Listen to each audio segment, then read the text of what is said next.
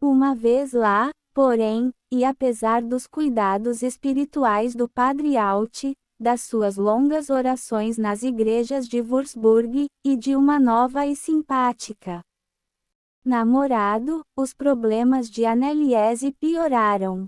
Na clínica neurológica universitária, o EEG mostrou alguma secreção na região temporal esquerda, o que na opinião do terapeuta responsável confirmou o diagnóstico de epilepsia.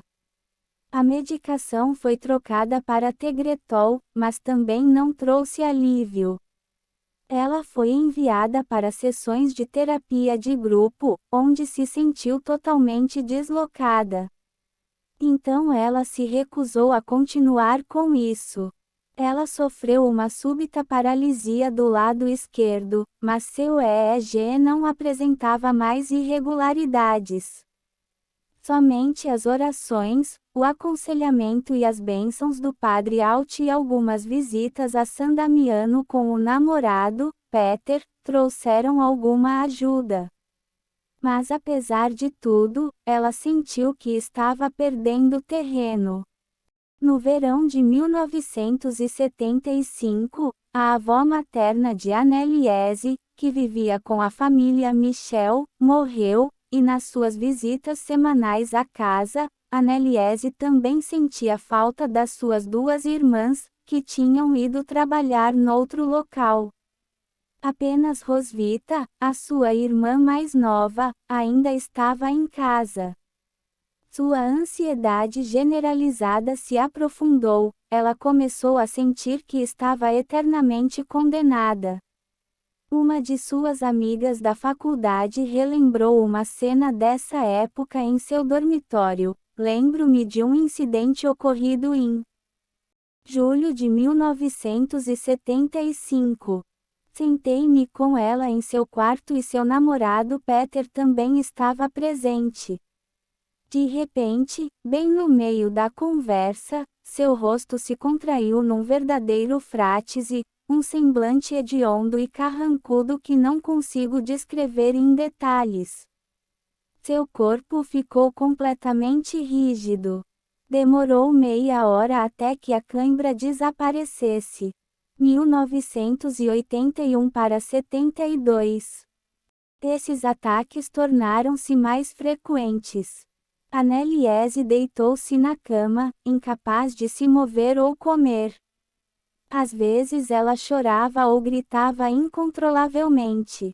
Então, finalmente, seus pais a levaram para casa e ali a fase aguda estourou com força total.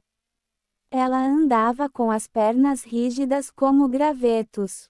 Ela rasgou rosários e soltou gritos guturais. Num intervalo tranquilo, Peter a levou para Würzburg para que ela pudesse se matricular no semestre seguinte, mas teve que trazê-la de volta por causa de novos ataques. Agora as coisas ficaram ainda piores. Anneliese não conseguia dormir, descansando no máximo 1 hora à noite. Às vezes ela rezava, mas depois continuava a gritar a mesma fórmula durante muitas horas: Meu Jesus, perdão e misericórdia, perdão e misericórdia. Ela correu pela casa, subindo e descendo os degraus, resistindo como um bode, nas palavras do padre Rodeoaik, que tinha vindo vê-la. Ela se ajoelhou e depois se levantou com uma velocidade incrível, até que seus joelhos ficaram ulcerados, e mesmo assim ela continuou. Então ela tremia e se contorcia, e ficava totalmente rígida por dias. Ela tinha uma força sobre-humana, pegando uma maçã, por exemplo, e, aparentemente sem nenhum esforço, apertando-a até que os fragmentos explodissem pela sala. Ela agarrou Rosvita e jogou-a no chão como uma boneca de pano. Seus músculos ficaram tensos, formando cordas duras, então ela não conseguiu engolir e começou a engasgar. Seu corpo fervia de calor e, em busca de alívio, ela rolou no pó de carvão do porão, encheu uma velha chaleira de ferro com água gelada e pulou nela, ou enfiou a cabeça no vaso sanitário do banheiro. Ela rasgou a roupa e correu nua pela casa. A cama era intolerável, então ela tentou dormir no sótão fresco, mas depois gritava a noite toda e subia e descia as escadas. Ela enfiou moscas e aranhas na boca e mastigou carvão ou calcinha encharcada de urina. Ela atacou os pais com golpes certeiros e mordeu Peter no braço. Qualquer coisa sagrada na casa era um jogo justo. Ela arrancou as imagens dos santos das paredes, rasgou rosários, despejou água benta de São Damião no ralo e quebrou um crucifixo. Ela insultou os padres que vieram orar por ela, dizendo a um deles: "Tire suas patas de mim, elas queimam como fogo." Mas de lugares desconhecidos também veio o consolo. Sua avó falecida e sua irmã, que havia morrido quando criança, apareceram para ela, e pequenas feridas se abriram em suas mãos e pés, num formato que a família interpretou como a bênção dos estigmas. Em desespero, a família tentou falar com Padre Alt, mas ele estava de férias. Então recorreram mais uma vez ao Padre Rodewaike, que chegou no início de setembro. Numa carta ao procurador do estado, ele descreveu seu encontro com Anneliese. Quando entrei em casa, Anneliese Michel estava deitada, completamente vestida, no chão da cozinha e obviamente não podia ser chamada. Sou de opinião que ela estava num típico estado hipnótico, numa espécie de sono profundo. Gostaria de observar que tal estado é um sintoma de possessão. Eu o designo como uma condição de crise. Primeiro fui até a sala com os pais dela e pedi que me informassem sobre o estado da filha. Então ordenei que trouxessem Anneliese para a sala e a fizessem sentar no sofá. Seu pai a conduziu e segurou-a pela mão porque ela tentou bater nos pais. Ela não parecia emaciada. Sentei-me ao lado dela e segurei suas mãos. Em seu estado de transe, um segundo personagem se anunciou, chamando-se Judas. Eu perguntei: "Qual é o seu nome?" E veio a resposta: "Judas." Ela falou com uma voz alterada e muito mais baixa. Eu a segurei pelos pulsos. Durante a conversa, notei que seus músculos contraídos relaxaram. Ela acordou e olhou para mim com surpresa. Aparentemente, só então ela me notou conscientemente. Posteriormente, consegui manter uma conversa bastante razoável com ela. Eu disse a ela que não a abandonaríamos e que a ajudaríamos. Estava pensando na ajuda sacerdotal através do exorcismo. De repente as cólicas recomeçaram. Pedi à família dela que a levasse de volta para a cozinha. Disse-lhes que sabia o suficiente sobre o caso, que tinha encontrado a confirmação da minha suposição de que estávamos lidando com um caso de posse e que teria de considerar o que poderia ser feito. Quando saí de casa, Anneliese saiu da cozinha e deu um tapa na minha bochecha. 1981 para 85. Depois de voltar para sua casa em Frankfurt, o padre Rodewaike formulou uma opinião, argumentando que Anneliese estava realmente possuída, e enfatizando em particular que ela exibia uma aversão a objetos sagrados e um medo de exorcismo, e que o demônio que havia tomado conta de seu corpo tinha traído sua identidade. Como resultado da influência do padre Rodewaike e de alguma correspondência adicional com o padre Alt, o bispo finalmente deu o seu consentimento oficial para a realização de um exorcismo e nomeou o padre Arnold Reins, pároco de uma localidade perto de Klingenberg, para realizar o ritual. O grande exorcismo da Igreja Católica Romana foi escrito pela última vez no Rituale Romanum no século XVII. É tradicionalmente recitado em latim. Como não se trata de um sacramento, mas de um rito, o exorcista tem considerável liberdade para variar o que diz e em que língua, e o padre Reins fez uso extensivo disso, o que deu aos exorcismos nas fitas grande imediatismo e poder. Como geralmente feito em rituais exorcísticos, o exorcismo católico romano prevê que os presentes sejam a pessoa possuída, o exorcista e uma comunidade, na maioria das vezes familiares e amigos da pessoa afetada. O rito começa com uma invocação, proferida em comunidade, a Deus e a todos os anjos e santos.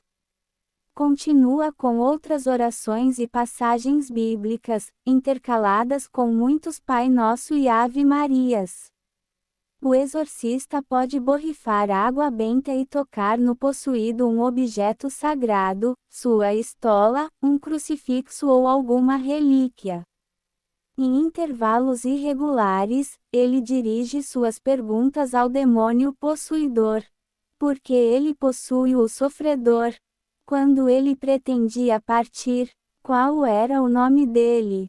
Seguem-se as ordens exorcísticas. O demônio, uma vez nomeado, recebe a ordem de deixar sua vítima e retornar ao inferno de onde veio. O primeiro exorcismo de Anneliese ocorreu em 24 de setembro de 1975. Para essa sessão, não temos nenhuma fita, apenas a anotação do diário do padre Reins.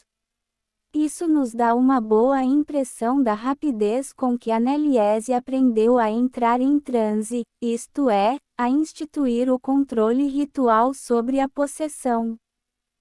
24 de setembro de 1975.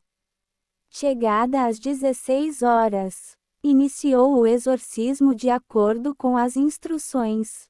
Anneliese, ou melhor, os demônios, comportaram-se de maneira bastante discreta no início.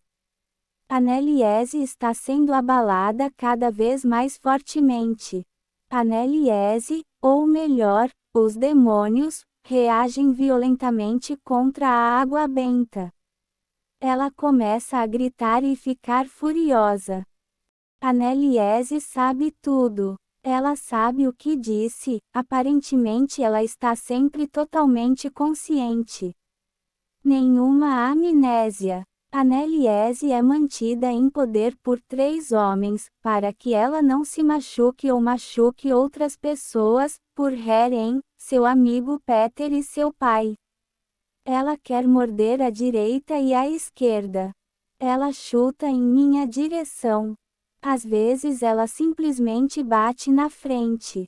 Primeiro ela se senta em uma cadeira, depois no sofá. Ela não tem permissão para permanecer deitada. Às vezes ela faz isso, mas tem que se levantar imediatamente. Ela reclama que o diabo está sentado na parte inferior de suas costas. Ocasionalmente ela grita, especialmente se for borrifada com água benta. Às vezes ela uiva como um cachorro. Repetidamente ela diz, pare com essa merda, ou, seu cara de merda, sua porca suja, guarde essa merda, água benta. Na verdade ela não fala muito, usa até as obscenidades com moderação. No final, durante o Glória Patri que rezamos juntos repetidas vezes, ela se torna furioso. Toda a sessão durou das 16 horas às 21h30.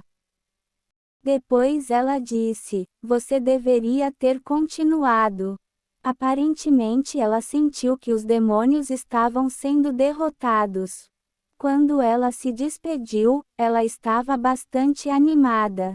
Todo o assunto deve ser muito árduo para ela. Ela consome muita energia, considerando que 3 homens a estão segurando, e ela luta continuamente contra eles. 1981 para 95-96. Durante as semanas seguintes, um total de 6 demônios anunciaram sua presença e recusaram-se teimosamente a serem expulsos, rosnando e xingando em suas vozes graves. Porque tinham tantas coisas fascinantes a dizer, especialmente sobre as reformas introduzidas como resultado das decisões do Concílio Vaticano II, o padre Renz rapidamente decidiu gravar as sessões. O padre Alt também vinha frequentemente de Ettleben, a sua nova paróquia, para participar no rito. Anneliese sentiu-se bem, continuou seus estudos em Würzburg e voltava para casa em Klingenberg todos os dias para sessões de exorcismo. Ela também tomou conscienciosamente o medicamento Tegretol. Por volta de meados de outubro, seres bondosos começaram a se aproximar dela, especialmente a Virgem Maria, mas também o Salvador, e ela começou um diário dessas revelações, que anotou à medida que as ouvia, ou melhor, como ela disse, não ouço exatamente vozes, sou dada a entender. 1981 para 116. Simultaneamente, os demônios pareciam estar enfraquecendo. Finalmente, no dia 31 de outubro, data repetidamente prevista tanto nas suas revelações como pelos demônios, os espíritos malignos foram expulsos um por um. Em cada caso, a saída ocorreu com Anneliese fazendo muito esforço, vomitando e vomitando infelizmente, enquanto a pequena comunidade ao seu redor dava graças em oração e canto, um novo demônio sem nome anunciou sua presença. A partir daí, as coisas pioraram continuamente. As sessões de exorcismo continuaram, mas o novo demônio estava cada vez mais taciturno e, em fevereiro, ficou completamente silencioso, assim como o seu homólogo celestial. Anneliese não conseguia mais comer, espancava-se até sangrar e tinha convulsões e ataques de gritos incessantes, enquanto, em intervalos de lucidez, recusava-se firmemente a procurar mais ajuda médica. Ela morreu em 1º de julho de 1976, no dia em que previu que tudo ficará bem. Muito claramente, o que as 3 mulheres, Ana Maria há um século e meio atrás, Anneliese na década de 1970 e Marci na década de 1980, sofreram foi um processo quase idêntico. Nos 3 casos, os sintomas concordavam em quase todos os pontos com a lista apresentada no capítulo 6. Para Marci, não havia nenhum ser positivo em ajudá-la. Mas então, talvez ela não tenha se preocupado em contar sobre isso, ou não foi relatado. Além disso, seus exorcistas foram alertados sobre sua situação e iniciaram o exorcismo no início da fase aguda. Isso pode ter facilitado as coisas, e uma recaída, sofrida tanto por Ana Maria como por Anneliese, tornou-se menos provável pela mesma razão. Anneliese, no entanto, foi a única a saber o que os demônios diziam de sua boca e a se lembrar de grande parte disso. Como ela mesma dizia, ela se viu confinada em um buraco e de lá percebeu o que estava acontecendo. Isso é bastante incomum e pode muito bem ter acontecido devido à sua longa batalha tentando convencer as autoridades da igreja de que precisava da ajuda deles, de modo que ela precisava ter uma ideia muito clara do que estava acontecendo. De certa forma, possivelmente, ela treinou-se para lembrar. A questão é, por que ela morreu? O tribunal presumiu que ela foi morta pelo exorcismo, no sentido de que deveria ter recebido cuidados médicos. Como sugeriu um dos psiquiatras consultados como perito pelo tribunal, ela deveria ter sido tranquilizada, alimentada à força e tratada com eletrochoque. Os psiquiatras, no entanto, como fica claro pelos seus depoimentos, não sabiam absolutamente nada sobre possessão demoníaca e exorcismo. Nenhum. Eles estavam cientes da experiência de personalidade múltipla, onde um tratamento como o sugerido acima também não funciona. Em retrospecto, seria difícil até mesmo para um médico decidir o que exatamente a matou. O relatório da autópsia culpa a fome.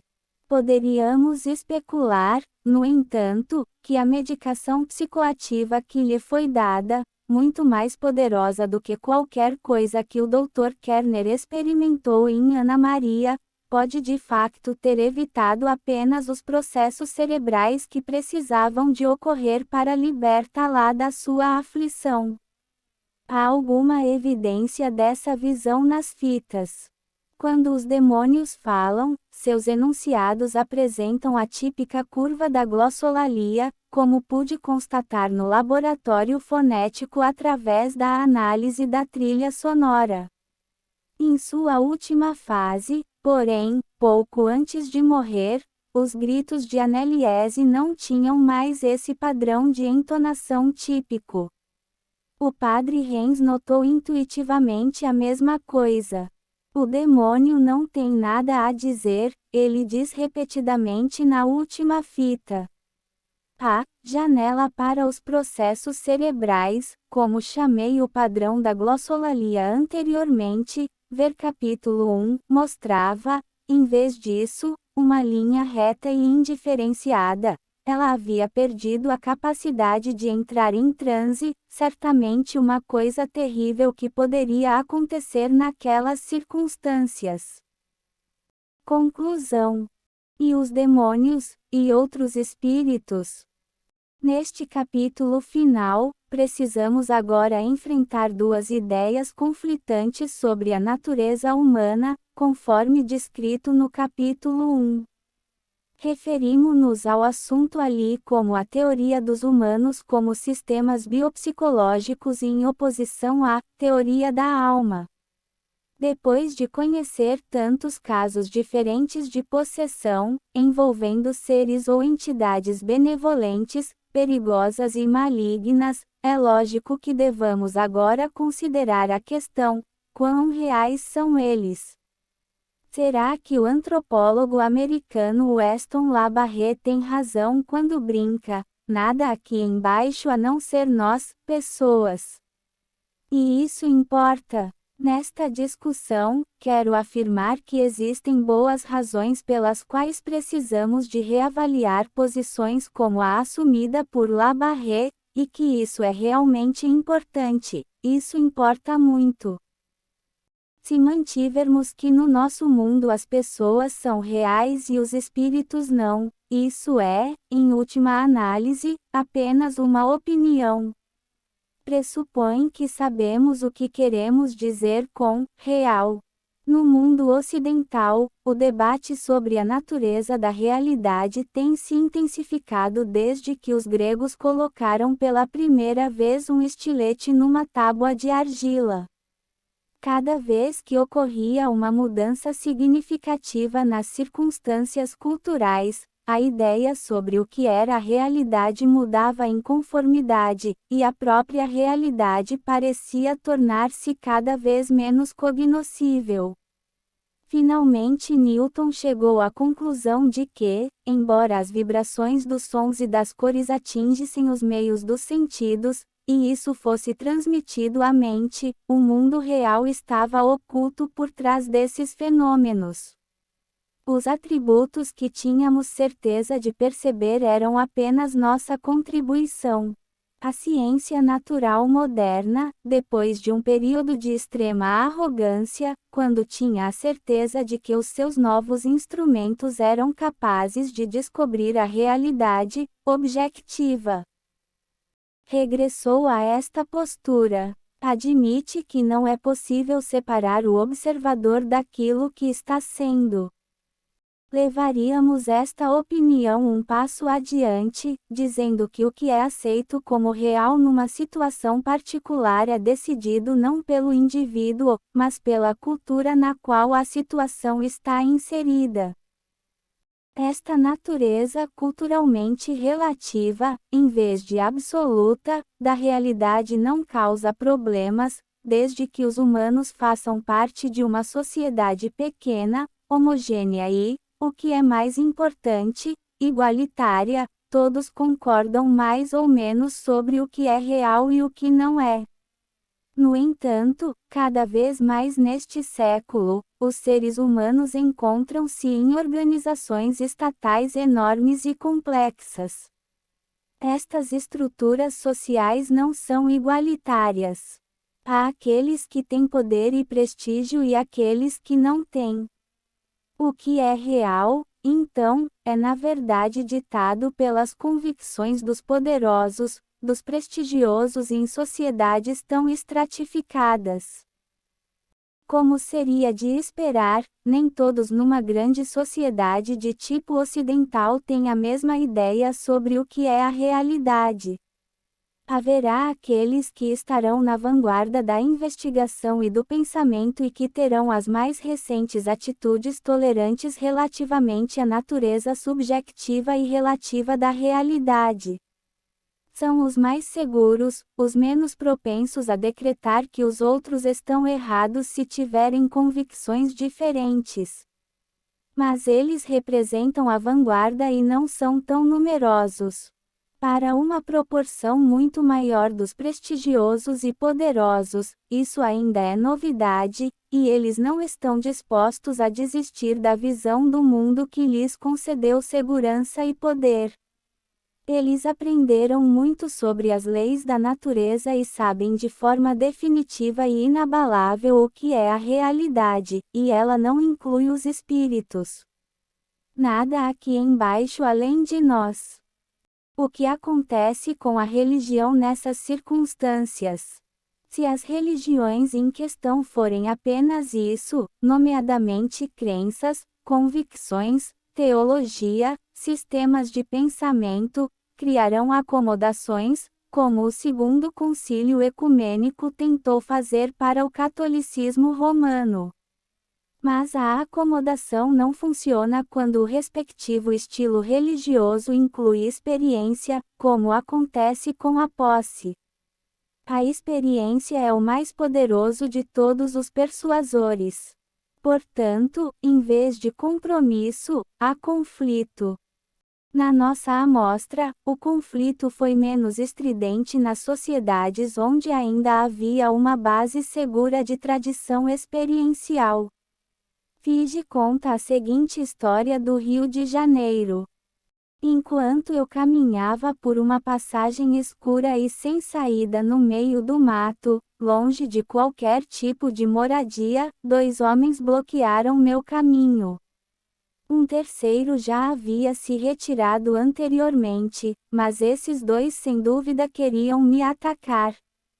Com a coragem nascida do desespero, caminhei em direção a eles com passo enérgico, olhei-os diretamente nos olhos e os cumprimentei com um sonoro, "Boa noite".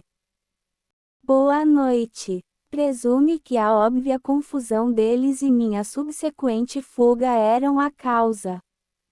Resultado do meu comportamento corajoso, que eles não esperavam. Mais tarde fui desenganado quando, tanto nos centros de Umbanda quanto fora deles, conheci pessoas possuídas por espíritos de Exu que tinham o hábito de se aproximar de estranhos, encará-los e cumprimentá-los com "Boa noite". 1973 para 51 A atualidade das múltiplas tradições nativas no Brasil, não apenas da Umbanda, mas também do Candomblé e outras, evita situações em que alguém que participe ou se perca acidentalmente em uma experiência de possessão acabe em uma clínica neurológica. A situação é semelhante no Japão. Para outros, a sua experiência pode resultar em conflitos culturais graves e potencialmente destrutivos. São levados simultaneamente a respeitar a opinião das figuras de autoridade de prestígio e, ainda assim, a agarrar-se aos poderosos impulsos gerados pelas suas experiências. Para alguns, isso pode resultar numa perturbação total do seu ajustamento interior. Uma ilustração vem da história do Espiritismo.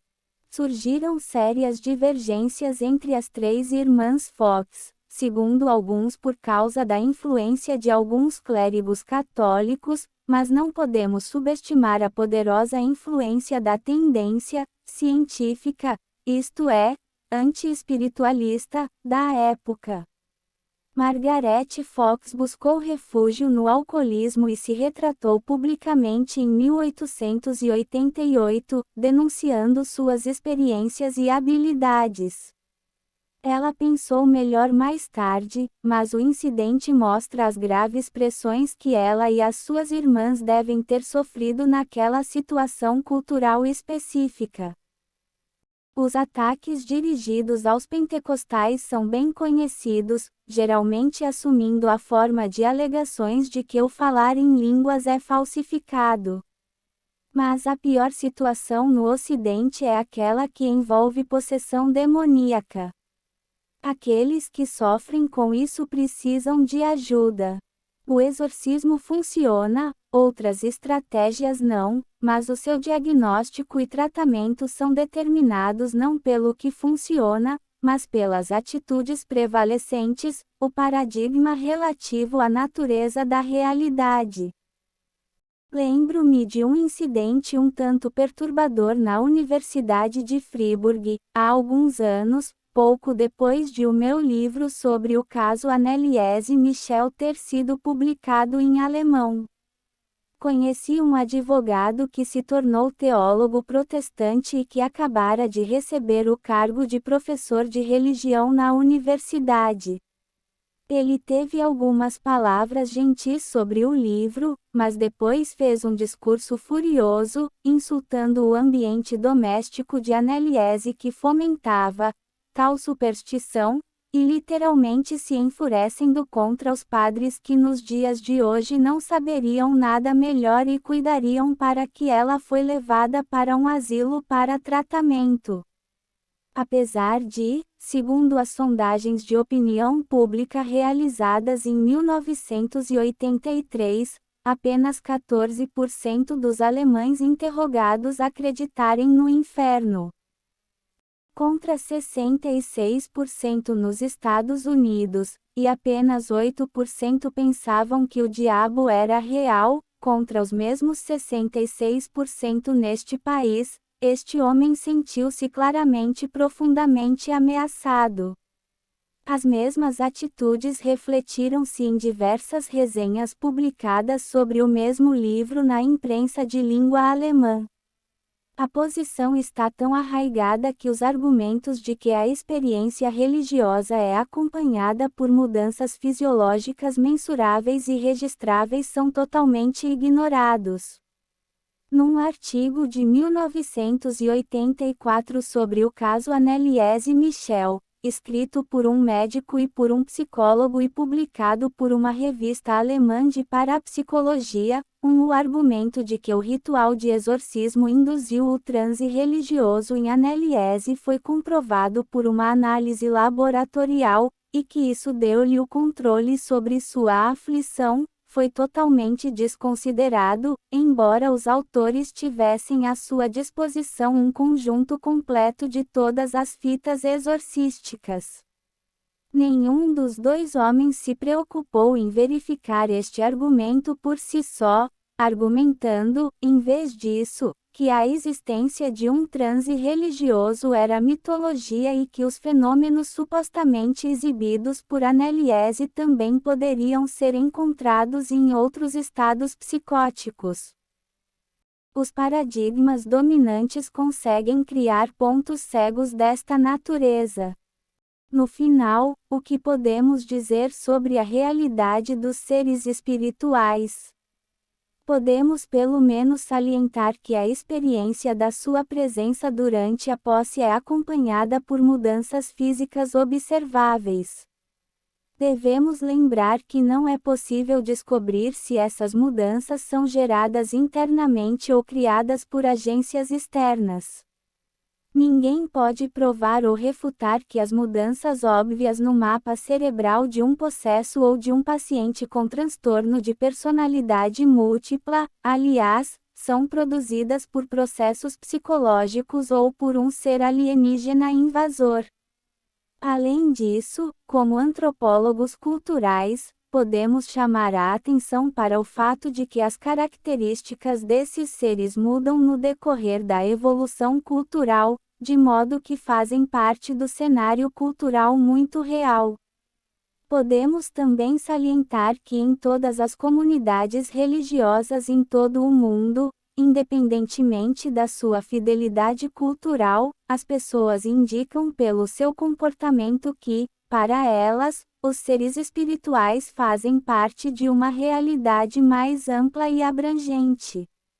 À medida que o contato com tais experiências se torna mais frequente num mundo cada vez menor, cabe-nos tratar com respeito o que os outros vivenciam e, caso encontremos os crentes como seres humanos sofredores, confrontá-los nos seus termos e não nos nossos próprios termos. Fim.